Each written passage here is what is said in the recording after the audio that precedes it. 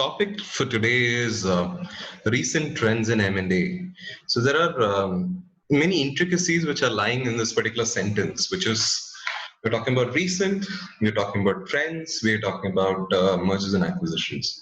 The reason why I'm dissecting this particular sentence into these four parts is in recent, we have something which is not so invisible to all of us, which is basically the coronavirus.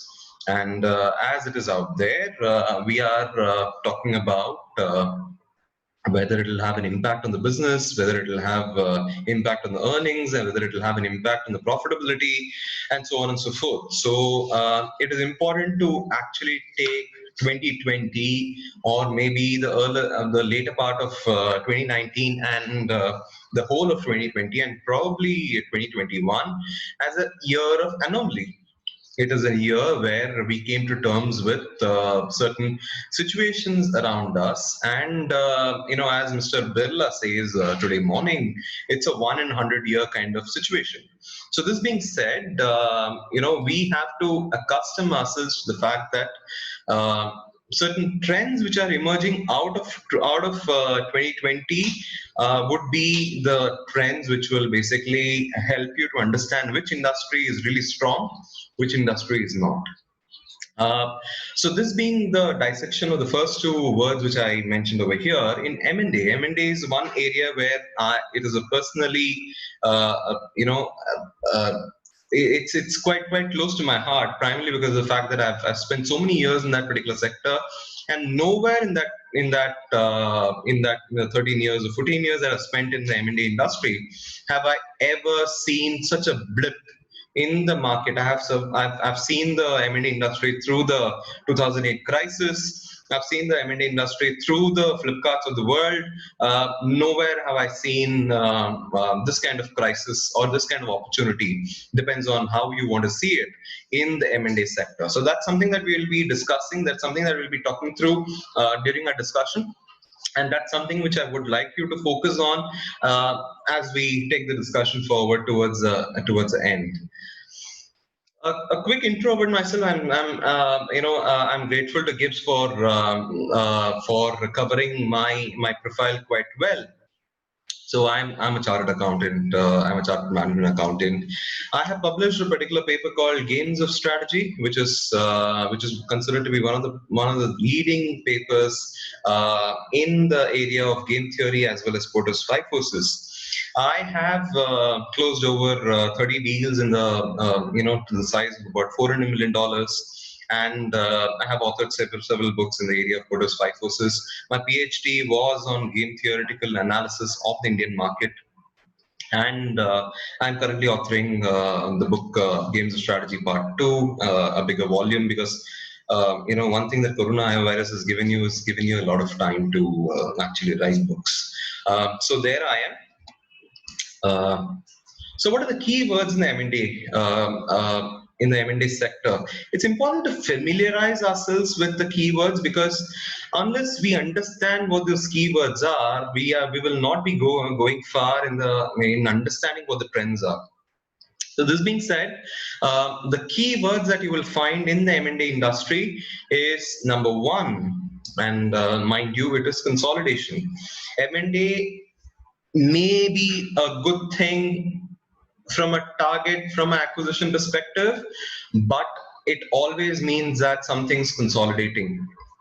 It always means that something's coming together, something's becoming one. When something becomes one, we are talking about certain areas which are being chopped off. We saw that in Vodafone Idea. So next time you open your Vodafone account, or you probably look at your Vodafone SIM, it comes with that Voda Idea name as such. So what did Vodafone Idea do? It basically merged two companies. It brought in efficiencies in those two companies, and by bringing those efficiencies, it resulted in a consolidation. Now, why consolidation? There are different theories in terms of why you consolidate, or how you consolidate, when you consolidate, but I'll focus on the why right now, on the why of consolidation. Primarily because of the fact that you recognize that you are doing something, the other person is doing something, and if you get together, you may be able to do something more. So the very fact that partnerships are created, the very fact that we are talking about different people who are thinking of the similar thought process, and they're coming together to build a fantastic product is basically, look, I will do this part of the job, you will do that part of the job, and let's focus on how to get the end customer and so on and so forth. So one keyword that you will always look, or you will always see in the M&A market is consolidation. So why consolidation? Why consolidation is basically, you have certain assets, you have certain liabilities, I have certain assets, I have certain liabilities, and if we come together, can we utilize these assets better? So Vodafone had certain towers, Idea had certain presence in a particular geography, Vodafone did not have presence in that particular geography, Idea had did not have presence that Vodafone had, so both of them came together and probably said, look, I don't think it's a bad idea if we get married. That's number one. And second was the geo network which is emerging as a leader, and they need to fight it together. They can't fight it alone, and that is one of the reasons why Voda Idea came together. So that brings me to the second point, or second keyword, which is assets. When two people get together, their assets are pooled together, or their assets are basically consolidated again, and I'm going to use the first word again, which is consolidated, to create larger assets. When we talk about Byju's and Whitehead is there in the coding arena. It is doing between 1 and 8 standard, first grade and 8th grade. And Byju's basically wants to get that particular age group, but wants to do coding for them, but wants to sell coding to them. So assets, your asset is basically, you can sell coding to these children, and my asset is, I can, I have the geographical network to actually sell this to various people. So when that happens, you're basically talking about merger, you're talking about acquisition. Then you come across a particular word called taking over. Taking over is basically when a larger firm takes over a smaller firm, right? Could happen when especially when you're talking about certain smaller assets and a larger firm basically acquiring these smaller assets. So if you have read the Economic Times of today, RIL is possibly in talks to acquire Urban Ladder, their business, or Milk Basket, their business. So imagine Reliance or Geo actually delivering your milk, Geo milk. It's not a bad idea, but again, they don't have the capability. They're taking over a particular company which has a capability, and they do that. When Swiggy took over Super, I'm not sure if you ever use this particular service. Swiggy did not have the capability of milk delivery. It took over Super to actually enter the milk arena, and milk is serious margins. We are talking about 20 to 30% margins in the milk sector as such. So anyway, I'll not get into the margins of each of these industries as such, or either each of these companies as such. But taking over is basically, when you have a larger firm takes over a smaller firm, for enhancing the capability, for consolidation, for assets, and so on and so forth. Then you have something called target. A target is a company which is being targeted. It may be a good target, it may be a bad target. So when the situation goes bad, it is referred to as hostile takeover. When the situation is good, you talk about that as a acquisition. You talk about that as a routine acquisition, or you talk about that as a good acquisition as such. Then you have a buyer. Unless there is a buyer, there is no target as such. So you're talking about somebody who is a real buyer, and somebody who has elicited interest, and so on and so forth. Then you're talking about management. So how would the management look like post acquisition? How would the management look like post this particular merger? And sometimes you take over a particular organization just because of the management. Difficult to swallow this particular fact, but sometimes you take over a particular company just because the management is so damn good. for lack of a better word. So when you're talking about management, you are placing a value on each of the heads over here, and you're basically saying that this head, this head collectively will amount a particular number, and that's a number that you will that you'll pay for them. The last and final word or keyword, which in my opinion in the M&A industry that works heavily, is failure. 90% of the companies which are taken over result in failure. Now, it could be a situational failure, or it could be a synergy failure, it could be an operational failure, it could be financial failure, and whatnot. Failure could not be shown immediately, failure could be shown years down the line, and so on and so forth. Case in point, RNRL, Reliance Natural Resources, and the Anil Ambani side of Reliance took over a lot of companies, wasn't able to transform them, and resulted in a failure of sorts that we're seeing right now. So, case in point, these are the keywords that you will look for in an M&A industry. Now, the reason why I'm bringing up this particular point, or the reason why I'm talking about this, is when you read the financial news and you read that these are the current trends, and consolidation is happening, cassettes are being taken over, target is not willing, and blah blah blah. Uh, I would want you to probably take note of how the communication happens, how the messaging is happening in these news. Always remember, no news will immediately call out a failure of a particular takeover unless it's a hostile takeover. Even in a hostile takeover, there is no failure which is being communicated, and so on and so forth. Hostile takeovers happen quite frequently in the other parts of the world. I'm not too sure if Corona has given rise to the possibility of a hostile takeover, because the assets are already at a low price. So there is absolutely no reason why a hostile takeover should happen. It could be a very friendly takeover that can happen. So this being said, I would want you to evaluate what are the things that are relevant from perspective. Let's evaluate one by one. Consolidation, yes, consolidation means you have to reduce the costs. So you will see a lot of consolidation news in the financial papers.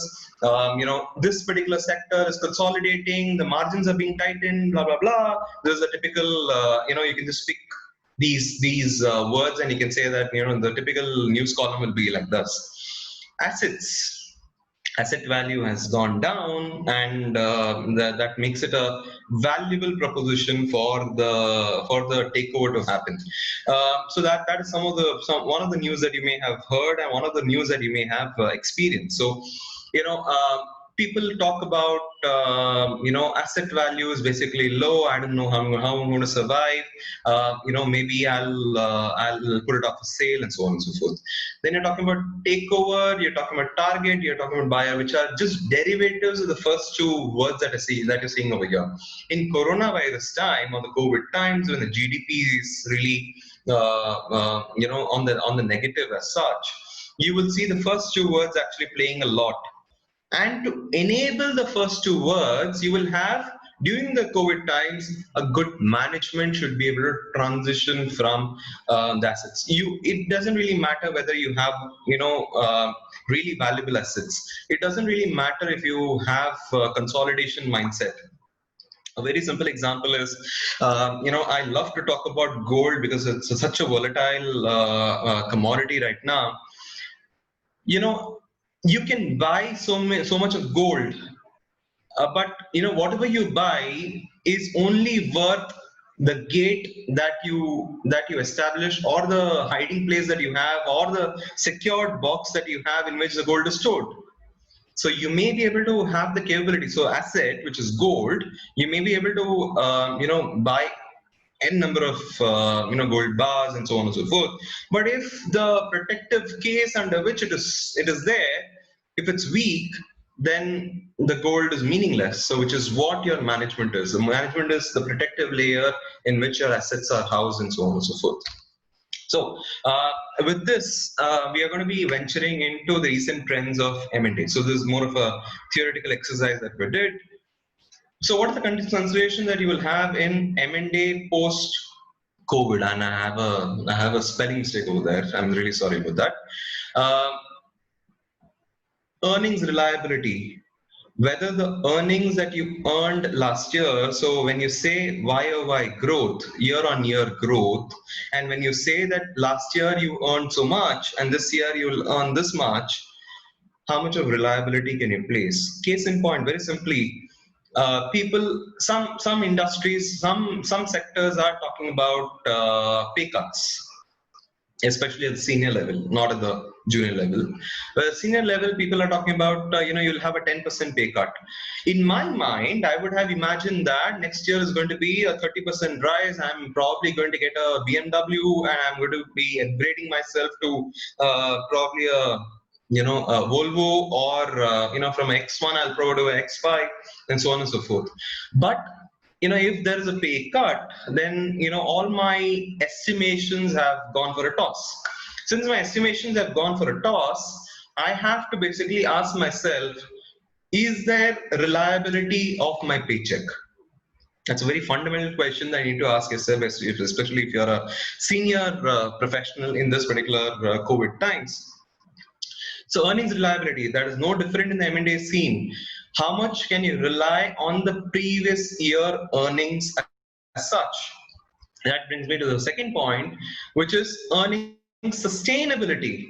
If I have earned this much in this particular year, can I sustain that if the coronavirus continues to be there for next year? And coronavirus is just not going to pack its bag and say, okay, by September 15, I'll be out. It's not going to say that. It is going to be there. So how are you going to adapt to the coronavirus which is out there? How are you going to adapt to the economy which is probably linked to coronavirus? So earning sustainability, how do you sustain the earnings as such? So earning sustainability and earnings reliability are two different things. One is looking at the past, one is looking at the future. Earning sustainability is the future. Earnings reliability is basically, can I rely on what I have right now versus what I had earlier? Now, why is it important from an M&A perspective? It is important because if I am buying you, if I'm making an acquisition, I am not looking at what you had the previous year. I'm looking at what you will have going forward. If I'm looking at what you have going forward, there are two things that I need to assess. Number one assessment, I need to assess whether what you have right now is a reliable indicator of what was the earlier year. And then I'm going to assess whether you have in forward, whether you have the sustainability of what you have right now. These are two different assessments. And if this particular assessment is equal to what I had the previous year before the corona situation, then you are a good target. If the situation is not equal to what you had the previous year, then I will evaluate as to what you are the next year. If this situation is also not equal to what you had before, then you are not a good target, for a lack of a better word. And if you're not a good target, what I mean to say is you may not command the premiums that you used to command in this year. You will probably command premiums which are significantly lower than what you are expecting, and probably that may be one of the reasons why not a lot of deals are happening, or not a lot of big deals which are happening, which used to happen, which you used to see in the economic times, and so on and so forth. Then you have something called valuation reliability. Now, if I have a valuation around this, which is my current year, will my valuation of you change as per my estimation?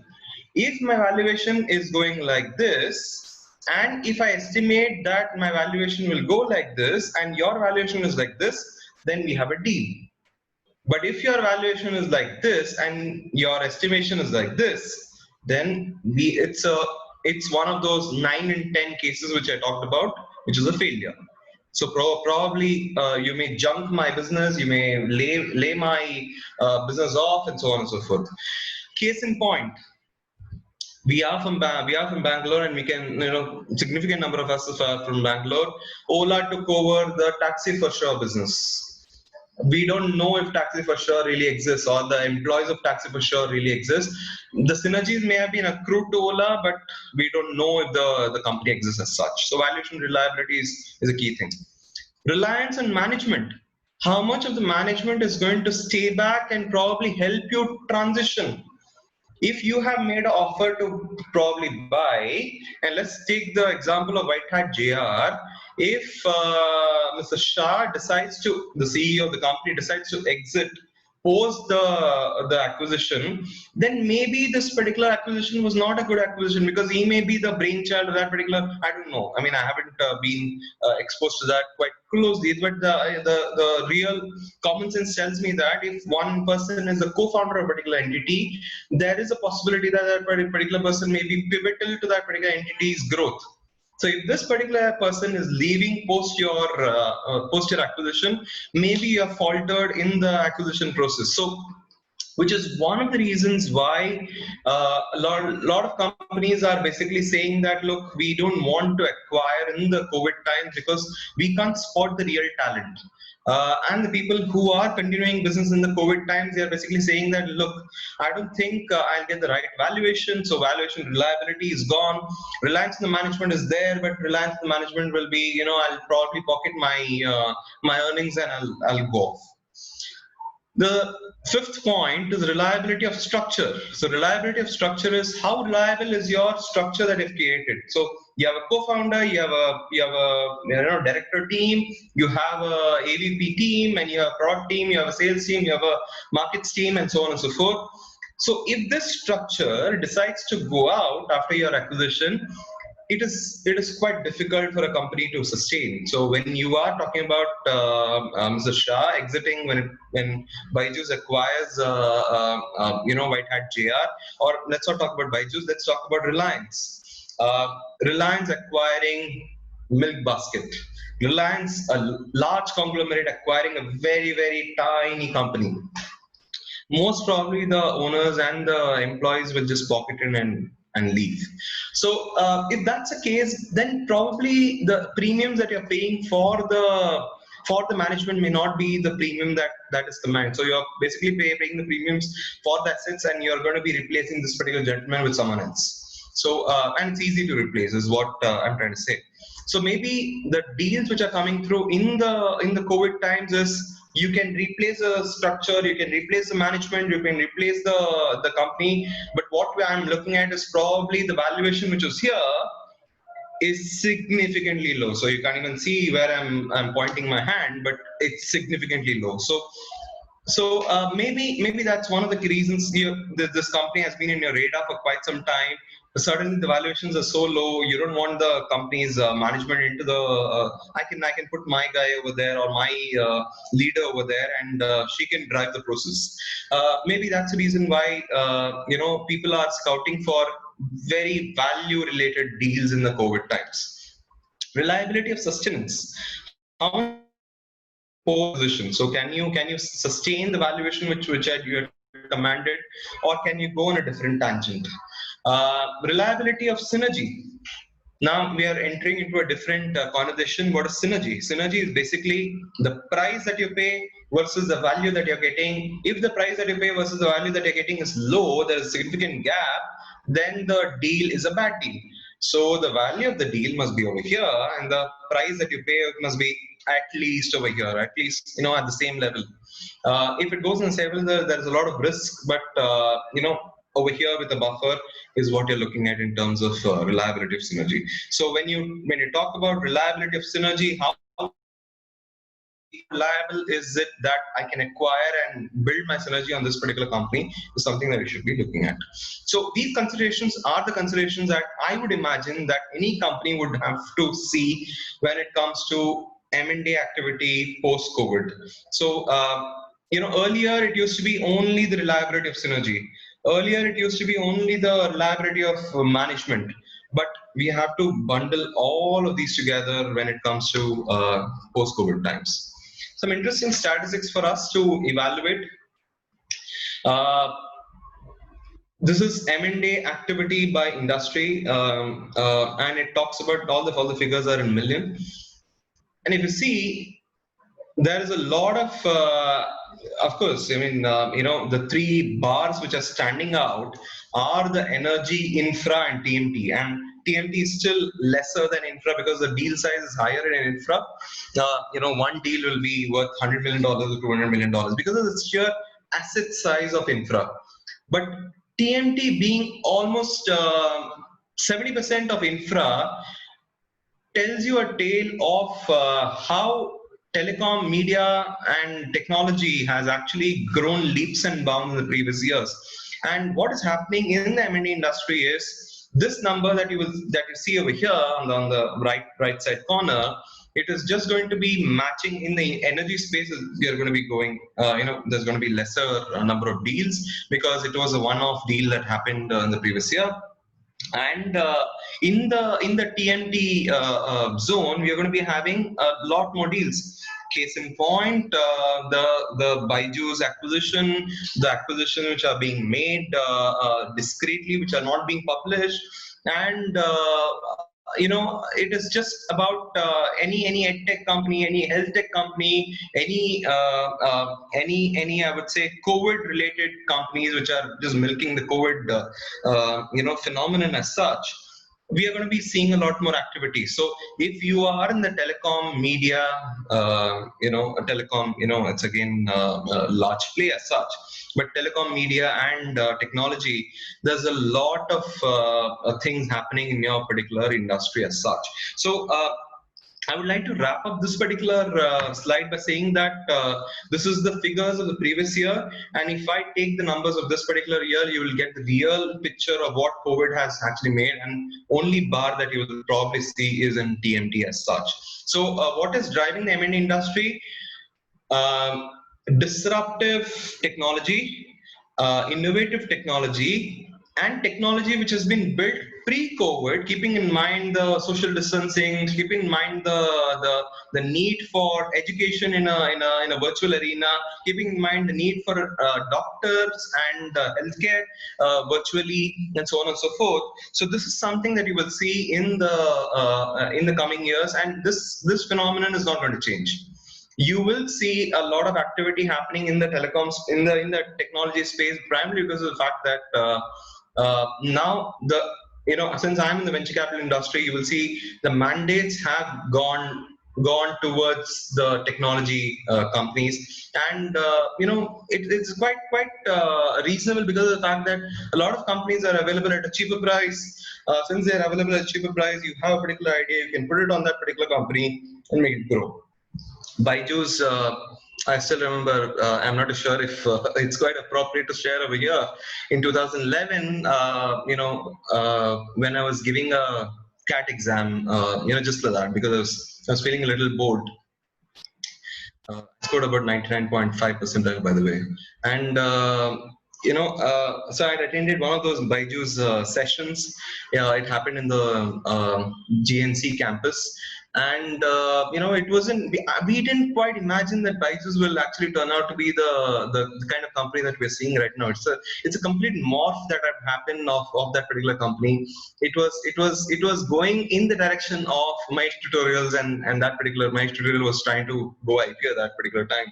It was going in that particular tangent, and boom, we saw the company moving into a different direction altogether. So without deviating much, what I'm trying to say is these, whether you like it or not, these things are going to rule the world, rule the roost in terms of the next wave of M&A as such.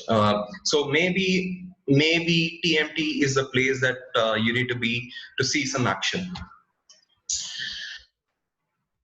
One thing that I missed out, one huge thing that I missed out is if you see the inbound to outbound ratio, the things that are coming inbound are far higher than the things that are going outbound from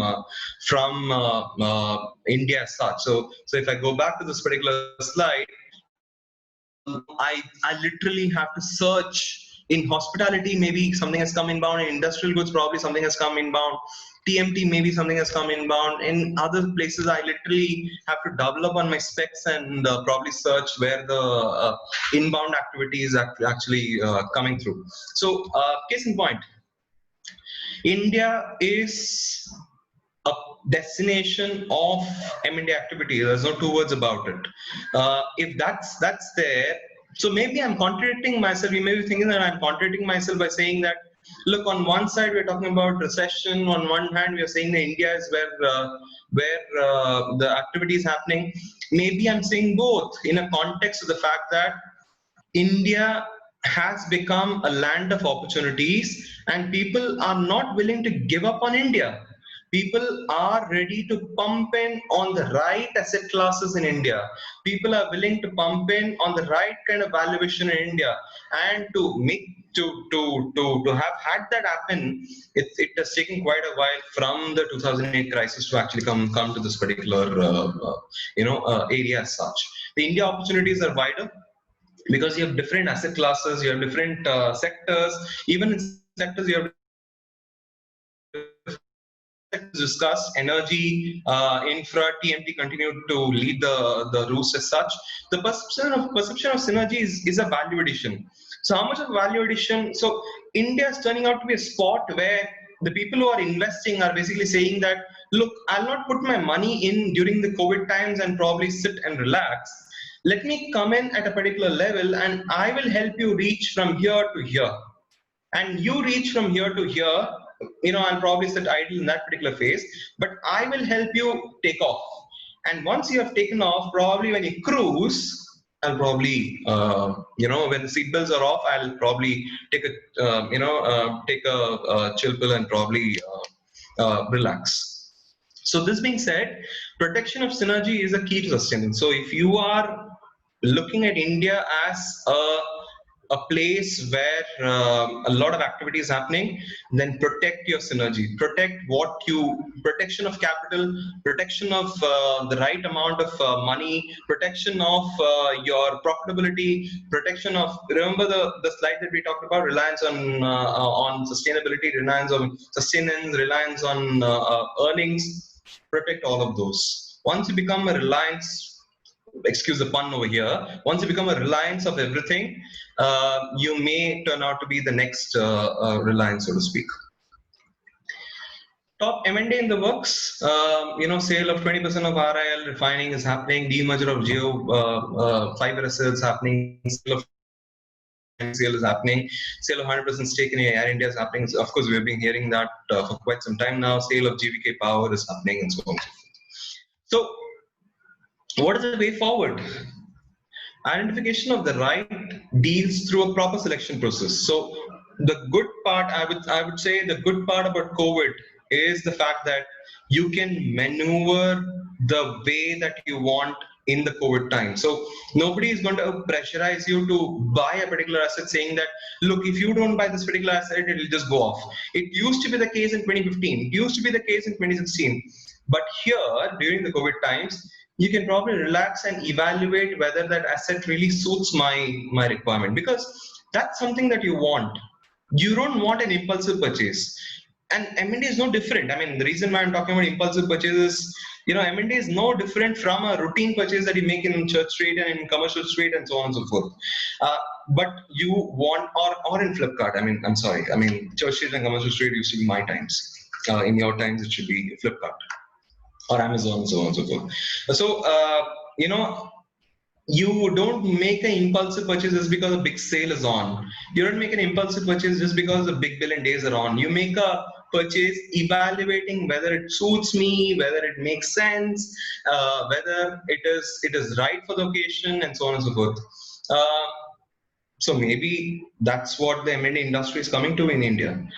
The opportunities in a downturn. There are significant number of opportunities in downturn. People we have seen all across. Zoom has made a recovery, or not recovery. Zoom has made tremendous profit. GeoMeet, which is following in the Zoom direction, has made tremendous inbounds. Byju's. I mean, I can't state enough about what Byju's is trying to do. It has made significant entry. MFine, all these telemedicine platforms have made significant entry. So maybe there's an opportunity in the downturn. See what the opportunity is. The pre-COVID activities are still happening post-COVID. So you need to see through the clutter. You need to see through the news channels. to see where the actual activity is happening. On the ground, real activity is happening. Identification of the core.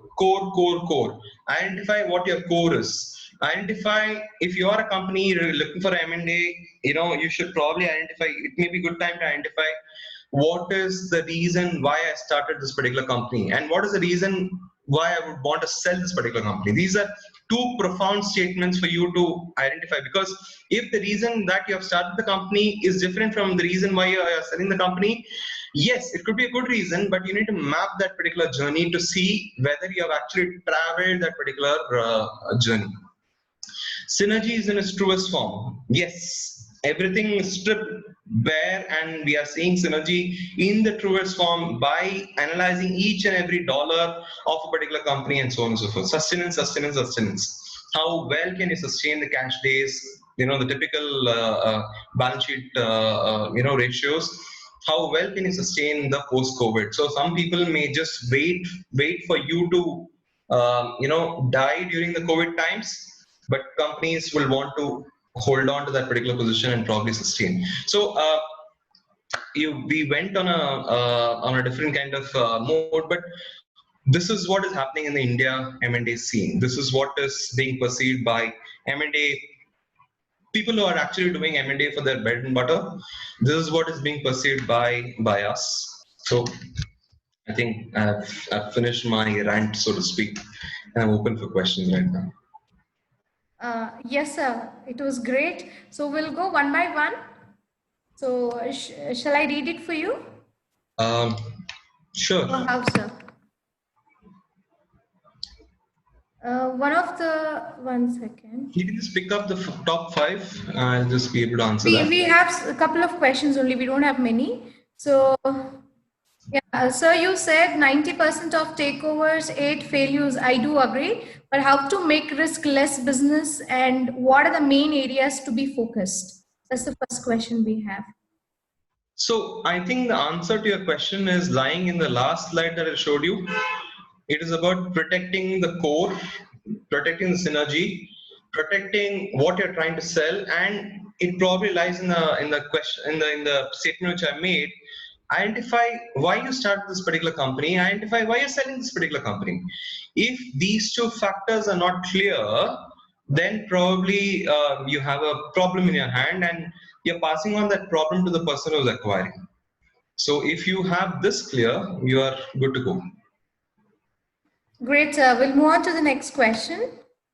One second.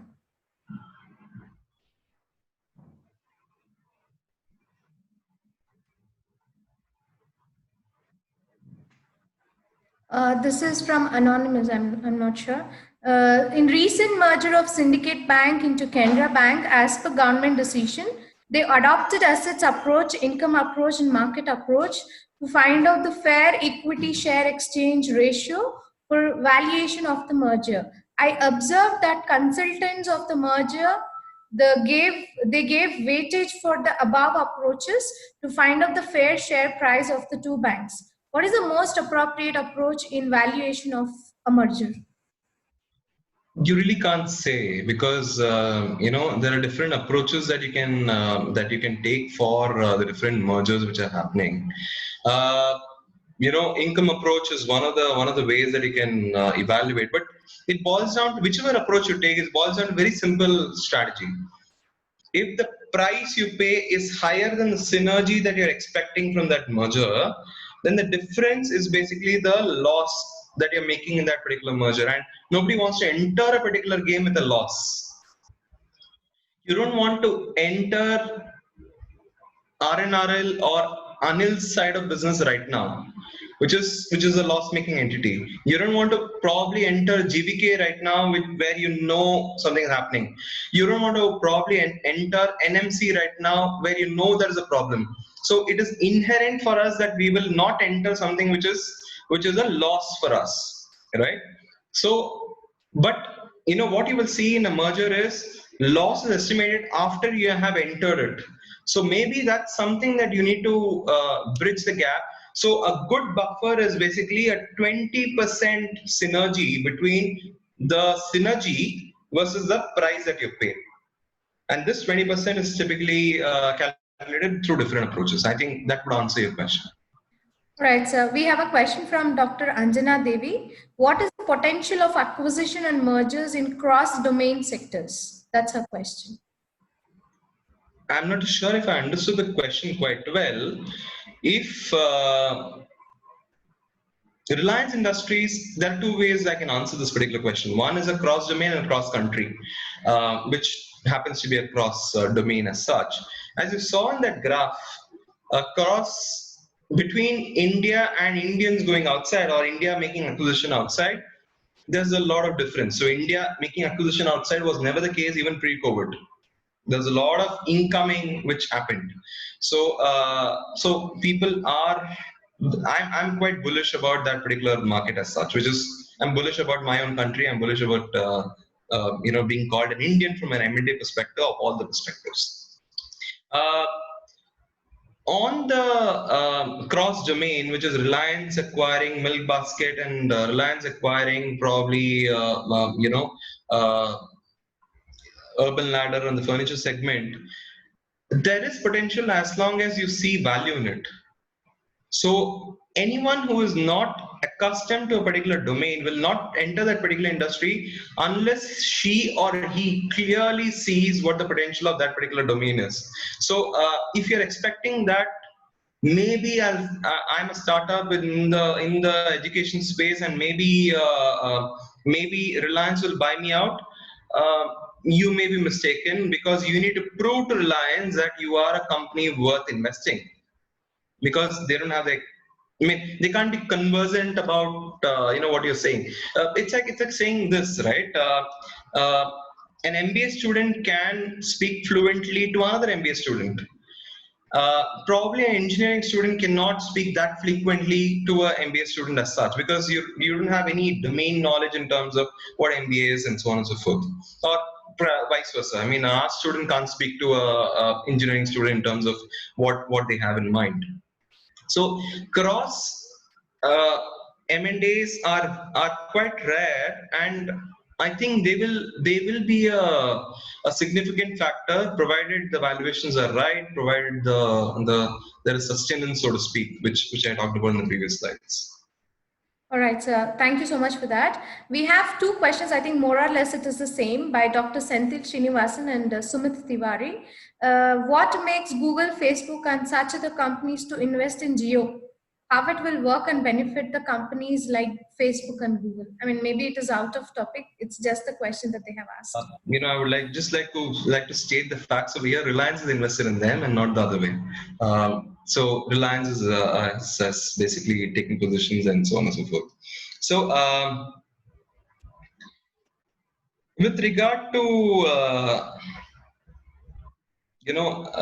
see, the India story is quite positive. The India outlook is quite positive. And when you have larger entities like Google actually setting up base in India through a vehicle like Geo and so on and so forth. The reason why I said they are investing in those companies is because there's a lot of value addition that they're expecting from that particular company. So they are expecting Facebook to turn out to be, to probably do a handshake, so to speak. Coming back to the topic, with regard to Geo being the bride of the day, or as you want to call it, is tied back to the fact that how much of presence that Geo has in India, and how much of a recall that Geo has in India, and how much of data which is available with Geo. No other telecom player can literally, say that, look, we are a cloud to meet, to possibly telecom, to whatnot, probably Geo Money and so on and so forth. We are everything in this particular area. Nobody can command that presence. It's a sheer mammoth of sorts, which has got a large presence in India. So maybe everyone's thinking that Geo is just an elephant in the room, and probably they want to ride it. and there is enough space in the elephant to actually make everyone ride together. They don't want to ride the cheetahs and the lions of the world. Thank you so much, sir. I think we'll take up one last question. This is from Vishnu Priya Tiwari. Most of the public sector undertakings our country is having a major part of expenditure, but not of the same for revenue generations. So is merger of PSU in private sectors or complete shift of PSU to private sector will be a good opportunity for the economy of the country? The business of the government is not to be in business. It's something I want to state. So I may be biased to make this particular statement, but I have always believed that the business of the government is not to be in business. Business of the business is to be in business. Just like the business of the business is not to be in government, right? The business of the government is not to be in business. So this being said, I'm for the idea that PSUs should not exist. I'm for the idea of privatization. I'm for the idea of demerger and not a merger between the PSUs, but at least hiving off assets. What I'm not for is PSUs trying to act as a private business when they're actually government businesses. So maybe governments trying to or PSUs trying to sell certain assets off. It's a good thing. I welcome that. PSUs trying to reorganize themselves by creating one gigantic PSU. I don't mind that. At a later point, you can sell that off. PSU is becoming more and more prevalent. That's a sad state of affairs for me as such. But I think good actions are being taken right now. The railways are getting privatized. Some of the banks are operating like a private entity with autonomy of sorts. RBI has certain autonomy, and so either you're a regulator or you're a business. There's no in between. So PSUs are somewhere in between, right? So I don't quite at the risk of offending PSUs over here. I don't recommend PSUs at all.